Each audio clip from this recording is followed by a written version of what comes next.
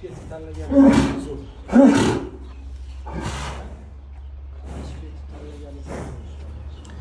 Akalar, shu ikki molimiz 913 kilo chiqdi, tirik vazni.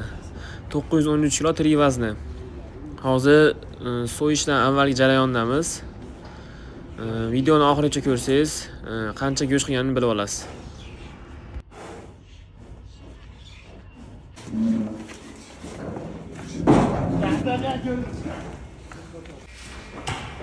Shu hozirgi to'qol va uni go'shti yog' umuman chiqmadi yog'. 277 kiloda to'qol qildi.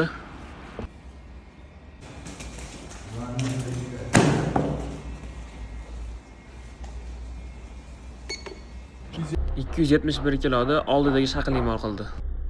Hozir ikkita ko'rgan molinglar 913 kiloligida, ikkalasi trivasini общий 548 kilo go'sht qilibdi. 60% bo'ldi go'shti.